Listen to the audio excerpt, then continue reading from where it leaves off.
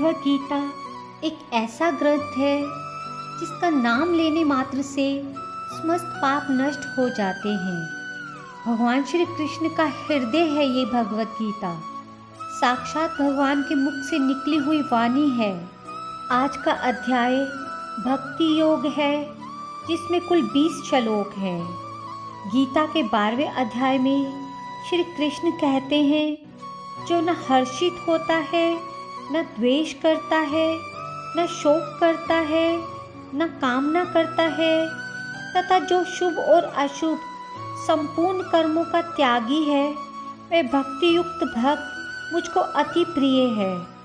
तो चलिए श्री कृष्ण के मुखारविंद से भक्ति योग के गंगा सागर में बहना आरंभ करते हैं और जानते हैं श्री कृष्ण का एक नया रहस्य श्री कृष्ण के ही शब्दों में।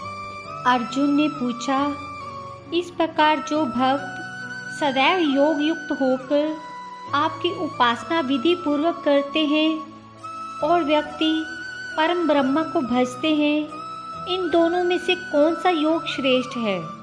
श्री भगवान बोले, जो मेरे विषय में मन लगाकर परम श्रद्धा पूर्वक मुझको भजते हैं वे उत्तम योगी हैं, मैं ये जानता हूँ। परंतु जो इंद्रियों को संयम करके सर्वत्र समदृष्टि रखने वाले सब प्राणियों के हित में लगे हुए अकथनीय, अव्यक्त, सर्वव्यापी, अचिंतनीय, निर्विकार, अचल ध्रुव अक्षर का भजन करते हैं, वे भी मुझे ही प्राप्त होते हैं।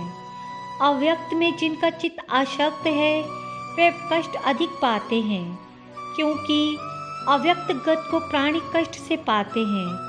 हे पार्थ, जो प्राणी अपने सब कर्मों को मेरे अर्पण करके अनन्य भक्ति से मेरा ध्यान करते हैं और पूजन करते हैं, उन शरण में आए हुए भक्तों का मैं थोड़े ही समय में मृत्यु युक्त संसार सागर से उद्धार कर देता हूँ।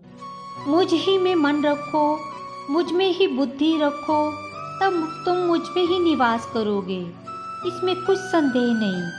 हे धनंजय, यदि इस प्रकार तुम मुझ में अपने चित्त करने में सतर्क न हो तो अभ्यास योग द्वारा हमारे पाने के लिए बार बार यत्न करो। यदि अभ्यास भी न कर सको तो मेरे उद्देश्य से व्रत आदि करो। यदि मेरे लिए तुम कर्म करोगे तुम्हें मुक्ति प्राप्त होगी, और यदि ऐसा भी ना कर सको तो मन रोक कर अनन्य भाव से मेरी शरण आओ और फल की आशा छोड़कर कर्म करो, क्योंकि अभ्यास से ज्ञान उत्तम है, ज्ञान ध्यान श्रेष्ठ है, और ध्यान से कर्मों के फल को त्यागना श्रेष्ठ है। त्याग से शांति प्राप्त होती है।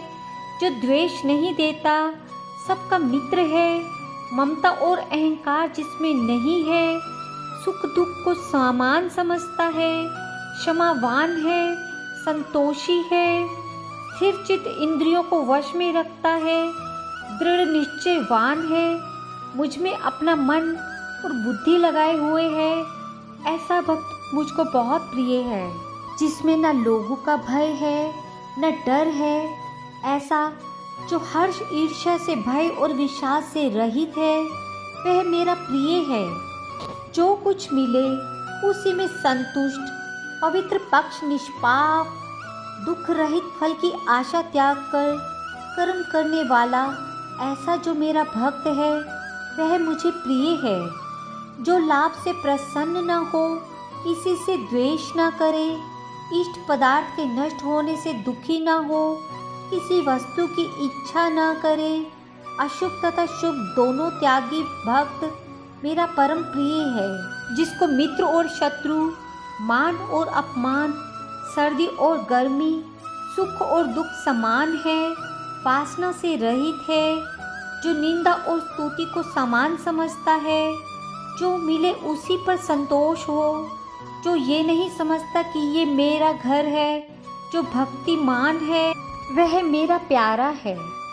मुझ में श्रद्धा करके मुझे मानकर इस अभूत के समान कल्याणकारक धर्म का आचरण मेरे उपदेशानुसार करते हैं, वे अत्यंत प्रिय हैं। राधे राधे। जो व्यक्ति प्रतिदिन गीता का पाठ करता है उसके जीवन में सभी नकारात्मक ऊर्जाएं दूर होने लगती हैं और सकारात्मक ऊर्जा का संचार होने लगता है।